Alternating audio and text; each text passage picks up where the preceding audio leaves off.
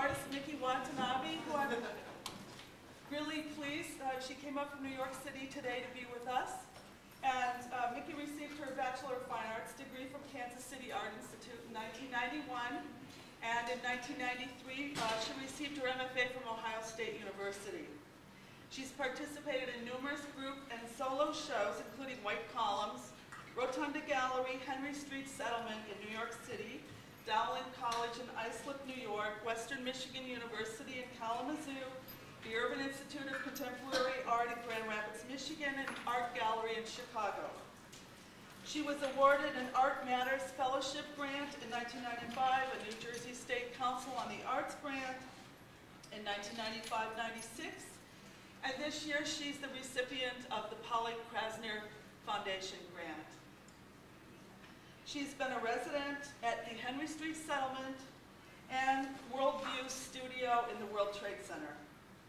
Micki currently serves on the faculty of Parsons School of Design and Pratt Institute. Please join me in welcoming Micki Watanabe.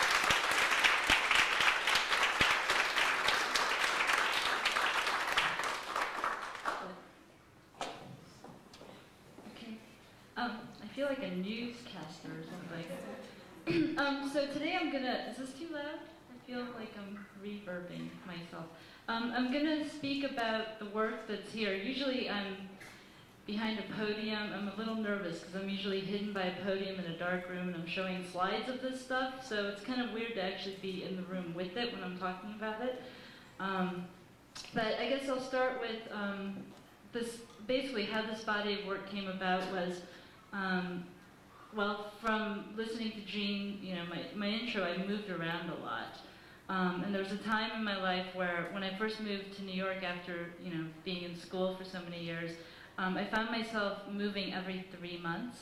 My apartment and also my studio. So every 3 months my apartment would move and then my studio and so on, you know, back and forth. And I came to realize, you know, I'm not making any art. All I'm doing is making bookshelves to put all my books and my stuff, you know. And I'm like, this is such a waste of time and money, and I need to be showing, and this is why I went to school. And so I started basically making a lot of work that looked like furniture.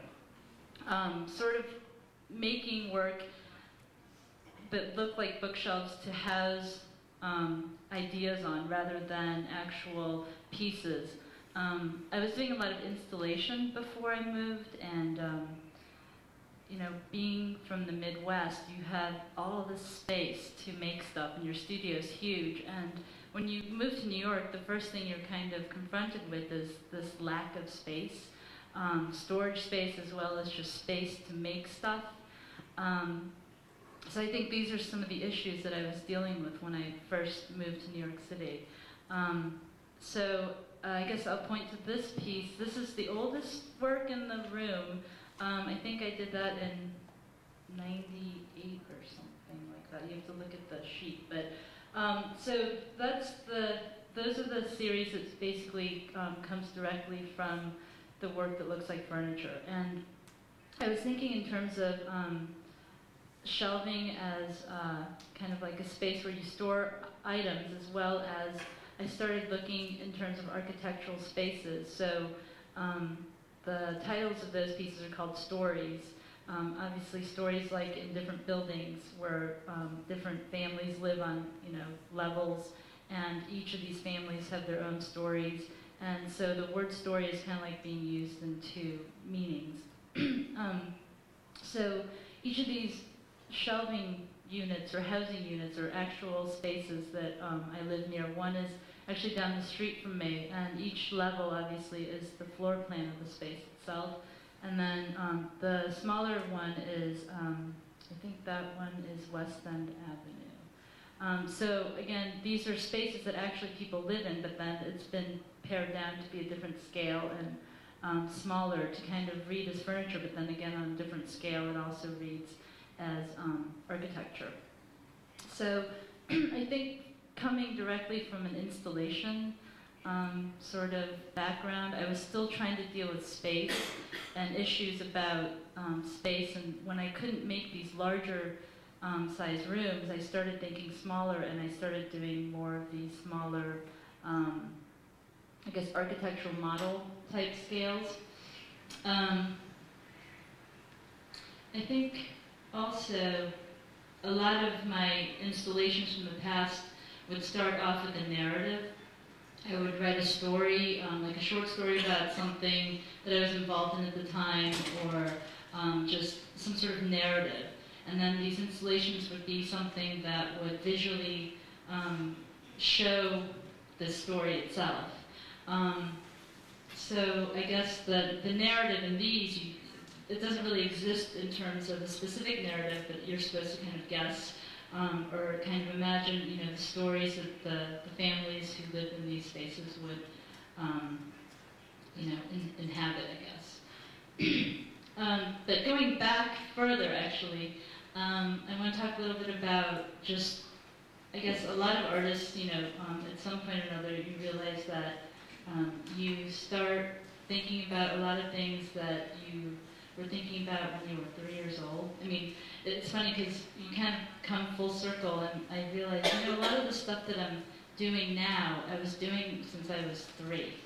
And it's interesting because when I went back home a couple of years ago, I looked at some drawings that I did, and a lot of those drawings that I did when I was 3 or 4 or whatever really look similar to like the stuff that I'm doing now. I was doing a lot of cross-section housing. Obviously there's no perspective or anything, you know, because I'm 4. But so a lot of these issues just kind of keep coming back over and over. The other thing I was interested in when I was 3 or 4, I'm an only child, so I spent a lot of time reading. My parents gave me a lot of books before I could even read, so it was sort of like books themselves or these tactile toys that I was kind of shoved off into the corner with. So I think just the sense of reading and actually books as objects is kind of a very important issue, or things that I deal with in the work itself.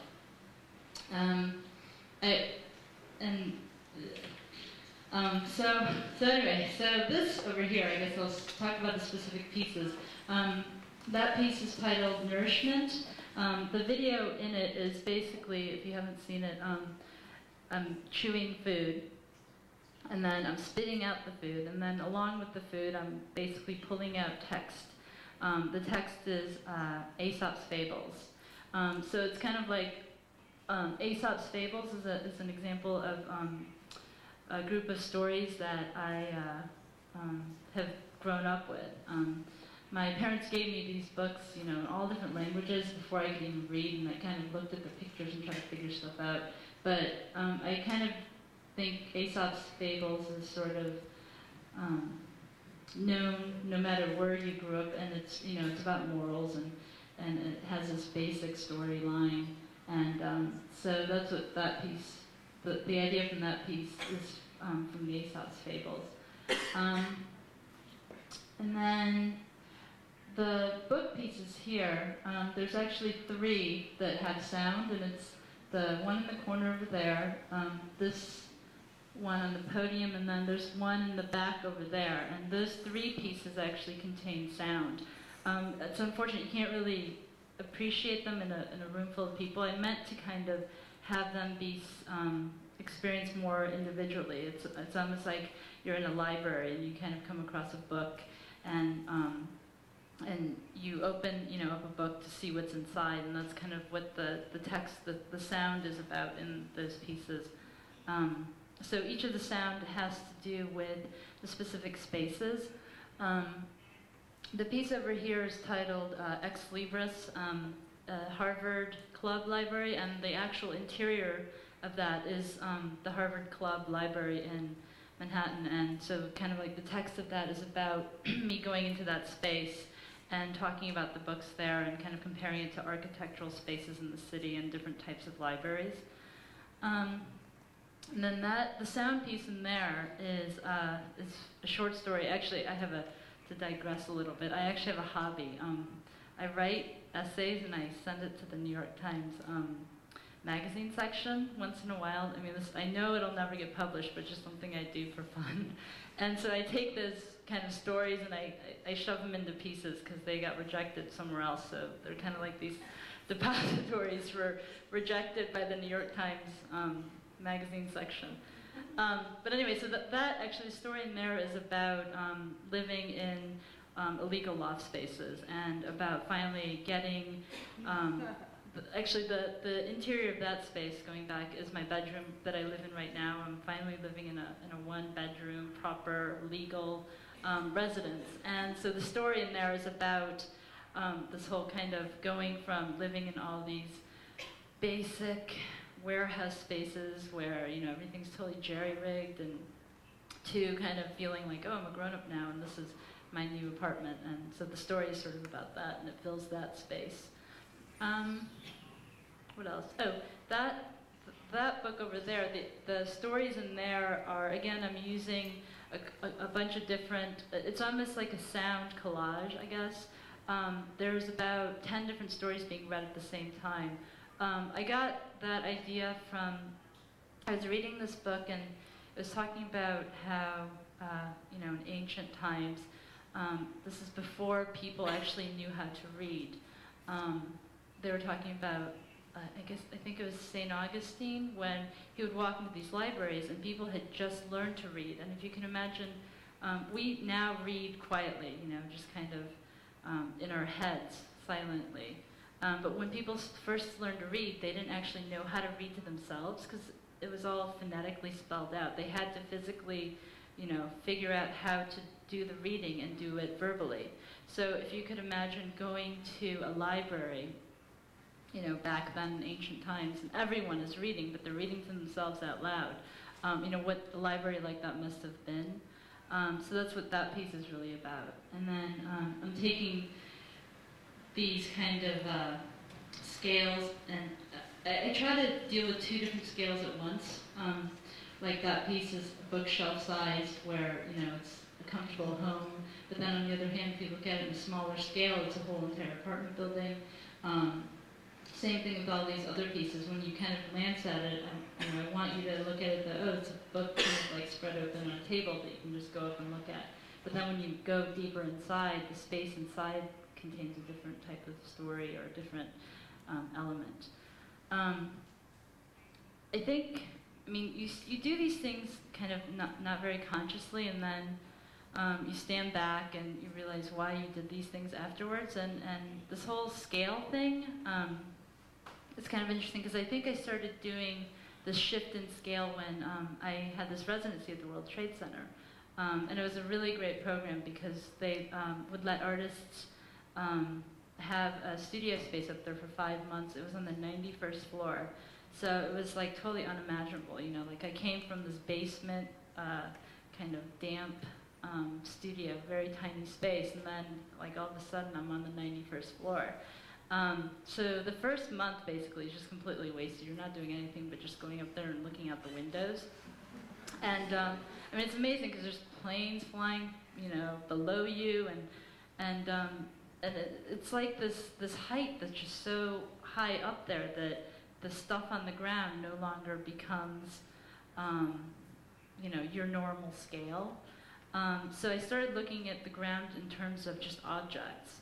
And, you know, I mean, rationally we know that it's far away and that's why it's smaller, but then you start, you know, looking at it for a long time and you just start picking up shapes and objects, and then you realize those objects, again, are a different scale when you get down to the ground. So I think in terms of seeing things at a different perspective, that 5 months of my life was really helpful in terms of how I started viewing stuff in a different way. Should have had notes because I feel like I'm kind of jumping around all over. This piece I haven't talked about. This was really more in terms of, I was thinking in terms of like a set of encyclopedias. I use children's books and encyclopedias a lot in my work. One, it's really cheap materials. You know, you can go to a thrift store and buy a whole entire set of encyclopedias for $10 or something, you know, whereas back when I was growing up, I remember that was like a really cool thing to have. You know, like your parents saved up to get this huge set of encyclopedias for the library. And no one really looked at them. They were just there on your shelf, but it was this massive thing. And they bought them for you, but for some reason I wasn't really allowed to look through them because it was so expensive.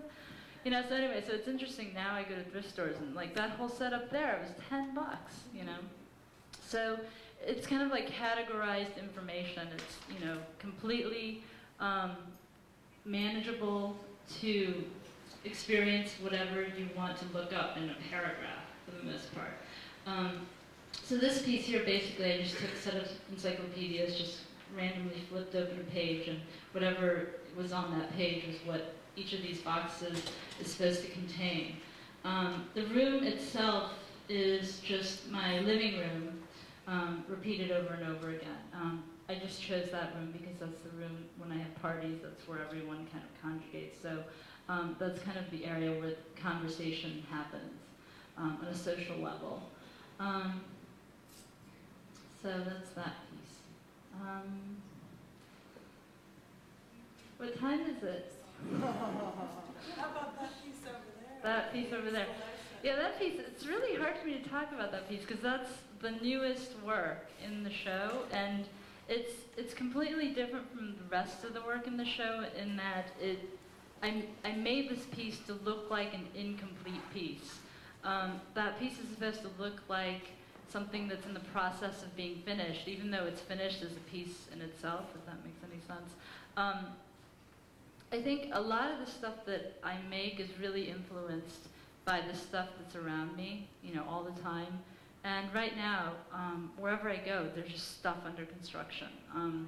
And so I just started looking at a lot of scaffolding and just how beautiful the scaffolding was that, you know, enclosed these buildings. Sometimes there were brand new buildings being built, but most of the time it was just old buildings being fixed, so it was kind of like this linear skeleton that was starting around a building that was already there. And so I think I was looking at a lot of that kind of structure, also the concrete footing that they pour, and then just in the sense that that's the base for everything that comes up off of it. So really, originally this piece was installed somewhere else that it was a completely different space, and I had started thinking about that piece, or I conceived of that piece when it was in a longer space. It was a very narrow, long space, and so it was supposed to read very linearly,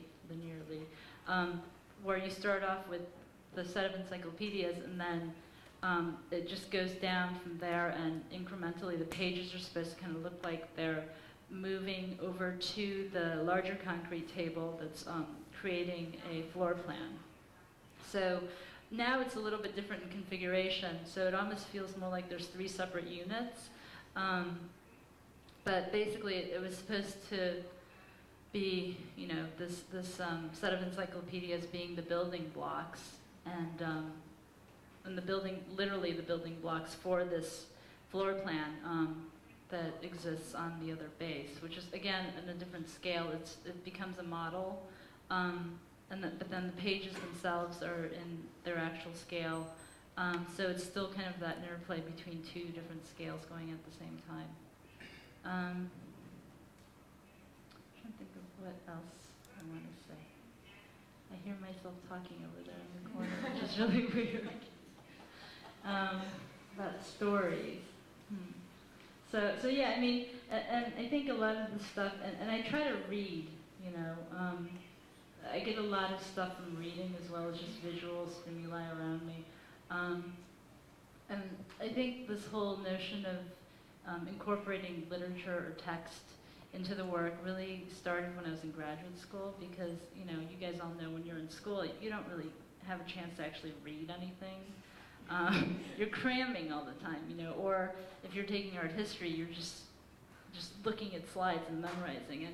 And I found myself reading a lot of children's books when I was in graduate school. Like, I'd be sitting in the library reading Dr. Seuss or something, and because it was easy to read, and it was interesting because you'd read this stuff and you'd realize, for example, like the book, the Butter Battle book or something like this, where it's about these 2 societies that are fighting over which side to butter their bread, you know. But then if you really read this between the lines, he's really talking about nuclear war, you know. So it's kind of like using this whole the children's literature And it really is talking about really basic things, but they're kind of talking about it in a different way, of course, using these weird characters and whatnot.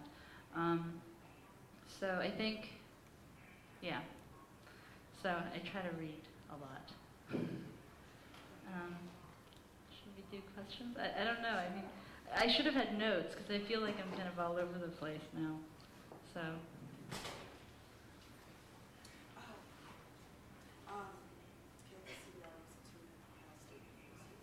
Midwest.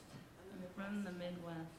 I guess I had a question about what influenced you most during your education and during college and when you were pursuing an MFA. What were the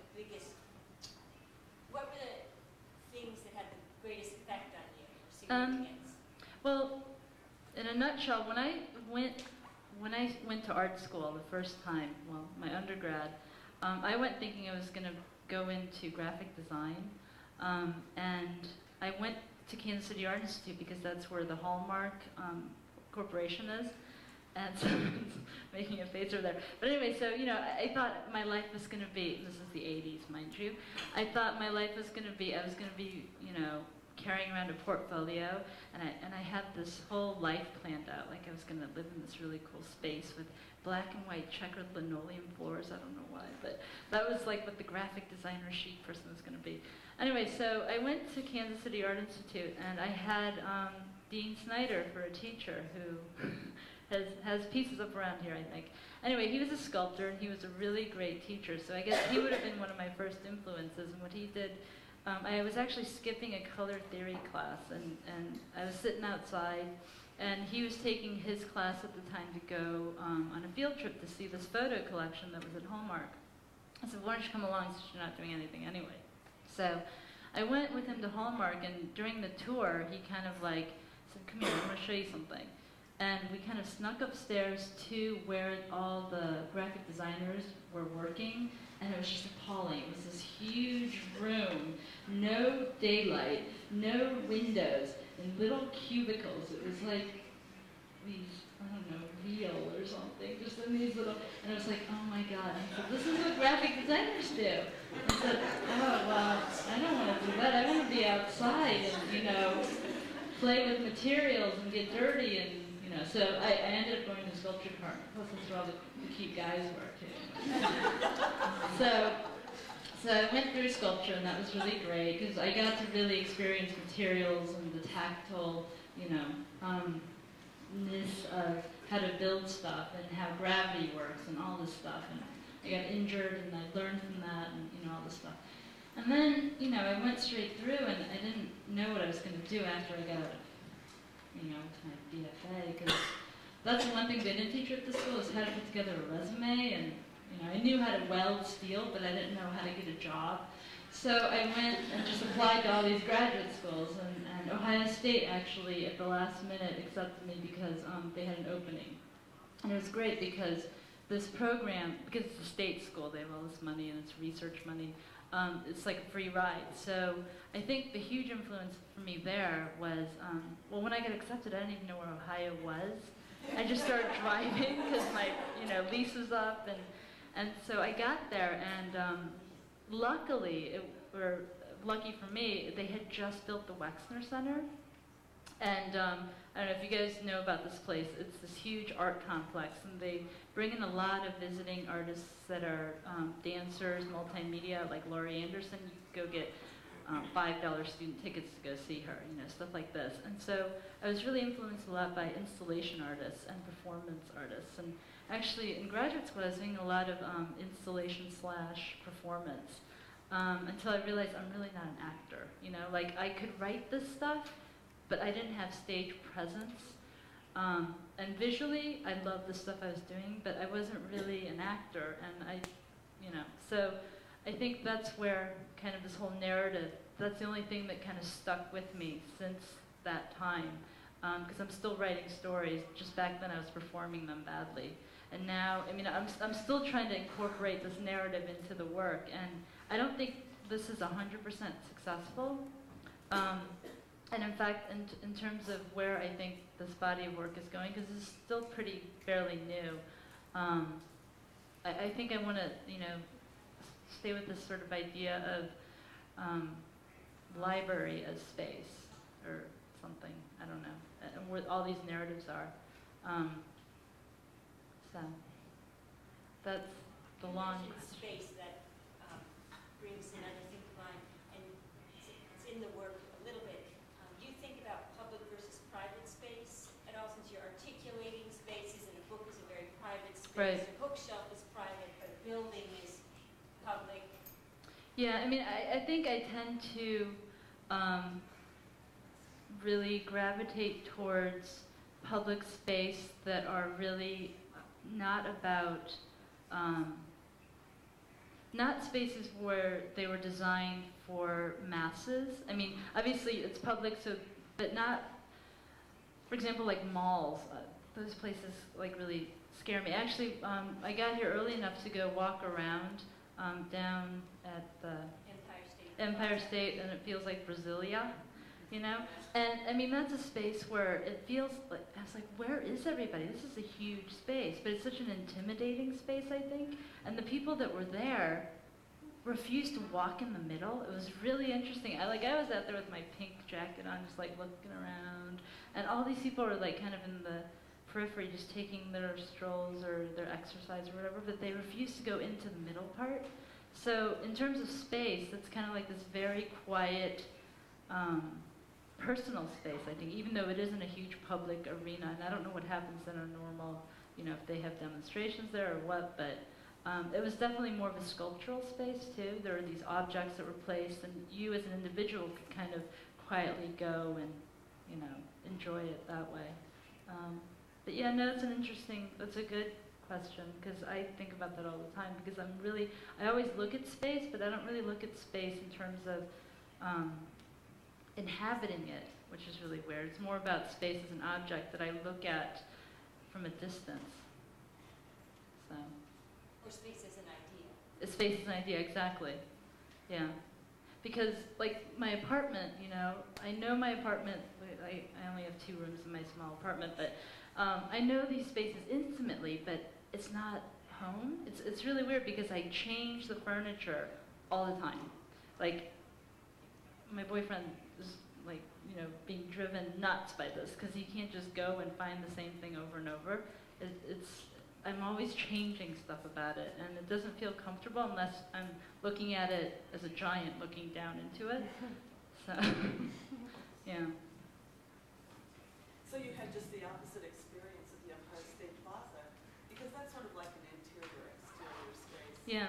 Because most of the time it's empty. It is. You know? It is. It is.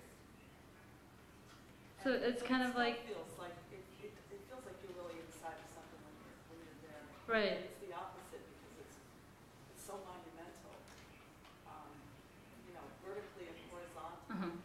That it's the opposite experience that you're Right. working with, I think, Yeah. in these interior pieces. I thought that was a good question because that's the real, that piece is really about exterior space. I think the scaffolding, yeah. Yeah, because they're almost like buildings too in a way. Right. They could be, there's something, they're scaffolding that describes a space that a building would occupy. But it's really temporal. It's not, you know, you can just pick it up, disassemble it, and take it with you, which is another reason why I like that piece, I think. Yeah. Yeah. Because most of the work, you know, again, when you have no space, plus, on top of not having a huge studio anymore, I also no longer have a huge truck. Like, I used to have a huge truck when I used to be a big welder, sculptor. And now everything kind of fits into a box, you know. It's like my home fits into a box and I can kind of carry it with me. So, yeah. Yes? How does process work in your pieces here? It looks like most of your constructions, you can still tell you like made everything from scratch. Right. Together. So is the process something that is important in actually the construction of it? The part that's the most exciting for me in terms of making is the first 2. In the sense that, I mean, the idea is really important to me. you know, it's kind of like figuring out these problems and, oh, that makes sense, that's great. But then I tend to do a lot of repetition and repetitive things, and so I start feeling like I'm just a factory. So I need to get some assistance, I think. Yeah, because making like the first one, I was so into it. And then I just became this person that was making a whole entire city by myself, you know? And then that piece too, is just like, and I'm not an anal person, and I wish I was. I mean, I really wish I could sit there, and I've seen people do it, and I just watch them, and oh, like, how do you do that? You know, about this tactile doing something over and over and over again. I'm trying to go more towards that, but then it drives me crazy. So I think in terms of the process, the first couple are the greatest joy. And it's funny because most people, when they see my work, they say, are you an architect, or did you used to be an architect? And I say, no, I mean, I've always studied architecture, but I never really went to school for architecture because architects don't really get to build stuff. So it's kind of like it's flip-flopping, because I like to make this stuff, but I hate doing this stuff repetitively. So I'm kind of stabbing myself in the back all the time, I feel. Yeah. Yes? Well, I wanted to ask about the piece behind you and the library pieces in terms of there are spaces, they're quasi-public or private libraries or living room interiors, but yet they have no doors. And library signifies the fact that there's knowledge and information there. Mm-hmm. And I wanted to ask about the issues of class in your work, and it seems, and either accessibility or inaccessibility to knowledge, to empirical knowledge, based on issues of class, and if that's has any role in your work at all. Huh. That's interesting. I never even thought in terms of class. Is that here is the Harvard Library? It's actually the Harvard Club Library. I was dating this guy who was a banker who went to Harvard, and he took me to this library club. It was a whiskey tasting, and I said, I want to see the library here, because it's one of these buildings I never get to go into. I never even thought about it as a class thing. I just thought of it in terms of just a different type of structure. In fact, the narrative that's in that book talks a lot about my library versus libraries that exist in real life. The Harvard Club Library, the J.P. Morgan Library, the New York City, the New York City Public Library with the two big lions, right? And all these different types of libraries. And it's funny because they are intimidating to go into, but they're free public space. Well, the Morgan Library's not. But in terms of libraries, I mean, it's supposed to be made for the public. And in terms of, and also the other thing is, I try to put stuff at a level where you're more like a kid, like trying to get at this stuff. Like that whole setup there is, it's almost like when you're a little kid and you can't get to it. So I don't really think of it in terms of class distinction, more in terms of just different levels of understanding knowledge and your individual need to want to get at it. Because I know people who have no interest in reading. They didn't grow up with books. They didn't grow up with parents who read. So they have no interest in that, but it doesn't necessarily mean that they're in a different class. I think it's just how you grew up. But in terms of accessibility of the physical structure of these pieces with no doors and stuff, that was just because of the object itself. I didn't want to actually penetrate the box with doors and windows. And somebody told me once about that piece, it's kind of nice because it's like a music box. You kind of stick your head in there like you would open a music box. So, yeah, I don't know. I don't know if that answered your question.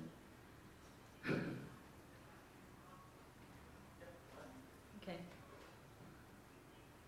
Yes?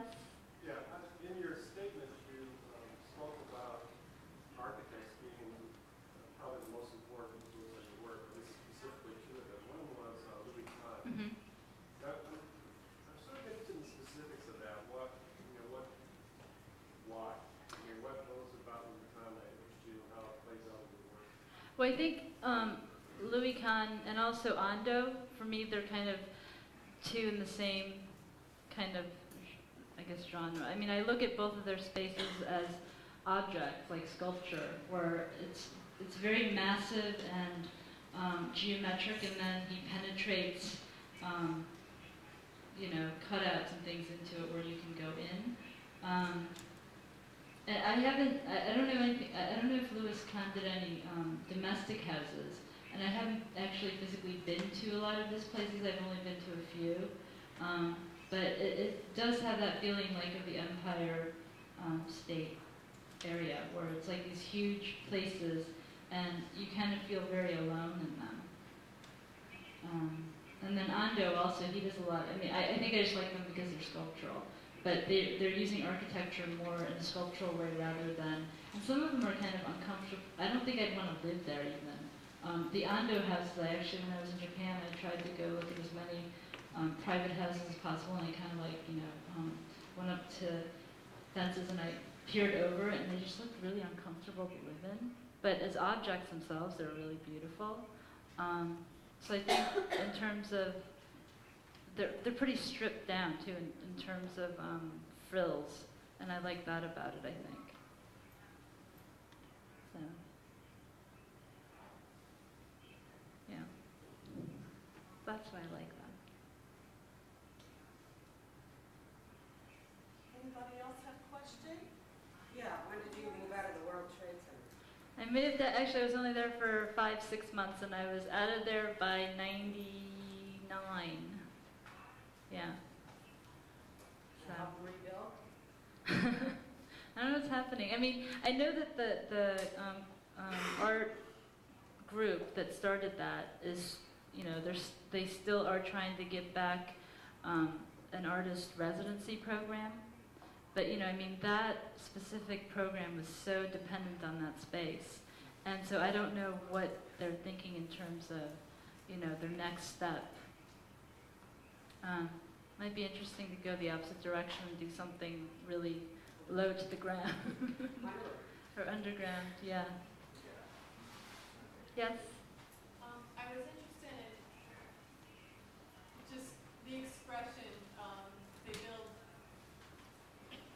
buildings to house books, but at the same time, a lot of these objects are more, it's almost as if the page came first in some odd sort of way because of the concept, because of the idea behind it. I was just wondering if you had any comments on that. The page, are you talking about this piece specifically, yeah, or? Especially the long tower. And Okay. all of this on this one wall, because it's almost like it's built around the page. Right. The page was the first thing that existed. Right. I mean, the page being the first thing that existed, if you go back, I mean, the words on the pages are what existed first. And if you go back before that, the idea for the words, you know, so you can almost keep going back more and more, kind of like, you know, these Russian nestling dolls, you know, it's like you can always, and really the story came first, or the information, or in that case it's more about facts and, you know, whatever. And really, I think books are containers, you know, for ideas, and in that piece it's really about deconstructing the book, and, you know, the pages are the bricks and the mortar that make up, you know, that set of volumes. Yeah.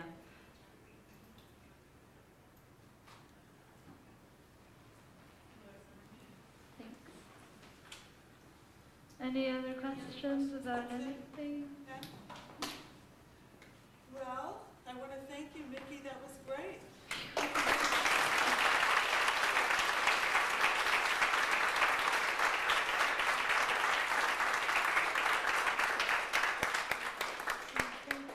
I have one more thing to say before we all join into the reception. I did want to thank two people who were involved with the exhibition. There were more than two people involved with this exhibition, of course, but the two primary people are Todd Busha, who designed a beautiful postcard for Micki, and Erica Sorgel, who did the graphic design for the exhibition. She did the text wall and designed the checklist and the poster, and they both did an incredible job, and they were so, for students, they were so professional and did things. it seemed so easily and did everything so well, and I'm so pleased, and I just want to thank you.